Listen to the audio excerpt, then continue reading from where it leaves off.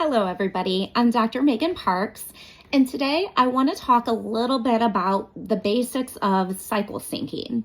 The reason why I want to talk about that today is because there are so many of my female patients that have come to me very, very frustrated. They're frustrated because they're trying. They're whether they're doing their workouts, they're trying to eat right, and everything that they did before just isn't working. They're following this new expert, this new diet, this new routine, and nothing that they're doing seems to work. Well, I believe part of that has to do with females specifically. We're not simple in the fact of our hormones just aren't straight and steady. So, for example, when we first start our periods, our estrogen and progesterone, it does one of these things. It does a complete, imagine a roller coaster. And so when we look at the fitness and diet industry, one of the sad parts is most of that information that we have today is based off of men. And not just any men. We're talking young men, like 18 years old. And I'm sorry, but if you've met any female, we are definitely not like an 18-year-old person.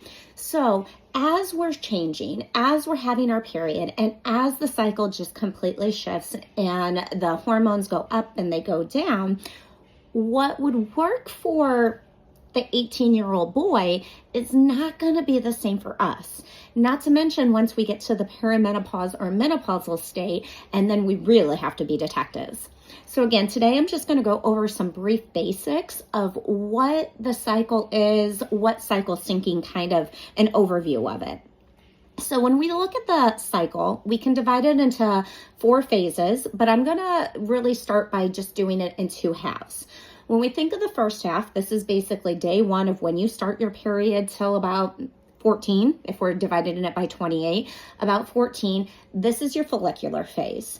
And here in a minute, I'm going to divide them again in half to make up the phases. And the second half, though, is the luteal phase. And this is, again, you're looking at between days 15 through 28.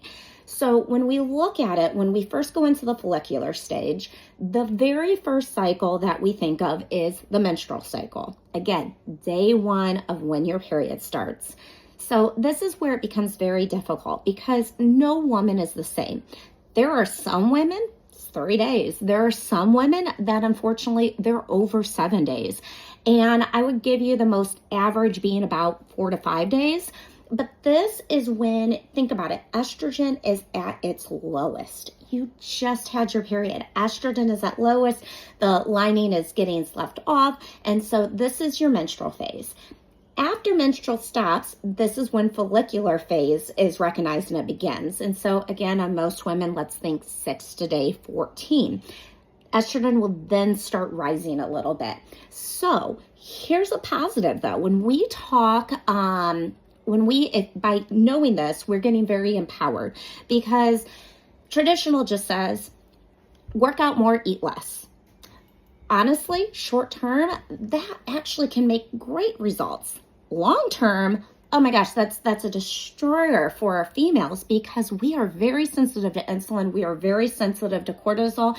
Unlike even our male counterparts, that's a problem. But during this phase, so when your period starts to the first half of your cycle, we actually can work out more and we can eat more. Oh my gosh, isn't that great? So one of my things that I like to tell women, if you're going to work out more, that's when you eat more. You don't eat more and you're not working out more. You also don't eat less, but work out more. That short term, again, is really good. Long term, you are now putting your hormones into a complete fight or flight mode, and then you're going to retain. It's also why we can find a lot of what we call skinny fat. I'm doing good. I'm not eating a lot, but I'm just, the scale might even be going down, but I feel flabby. There is nothing toned about me. And it's because, again, recognizing your hormones. So when we look at the second half, this is the luteal, and luteals, again, the luteal is going to be broken into 2 halves as well. When we look at about day 15, let's say to about 17. Again, every woman is going to be unique and a little bit different with this, but this is our ovulation. And so this is when ovulation starts. And then after that, from the remainder of, so about 18 to right before your period starting again, now that's recognized as the luteal. This is when your estrogen starts peaking. Estrogen, there's good and bad with estrogen. Estrogen, though, when it peaks, we become very sensitive to insulin. So if you're working out more and eating more and trying to do all of this stuff, oh my gosh, you are sensitive to insulin. Insulin becomes cortisol, which stresses, or cortisol and insulin go together, and this is belly fat. This is why, hey, I'm working out like a beast and I'm not getting the results. I am getting flabby. I'm getting frustrated. This is because this is not the time to be going all out. This is the time for very restorative. And if you can tap into that, you can calm and you can make your body work more. So here in the next few days, weeks, I'm going to start breaking down the cycles a little bit more. And so we can really focus on what should we be eating? What should we be doing? What should we be thinking? Because if we can get this down, you can help balance so much of your issues and start seeing results. Thank you.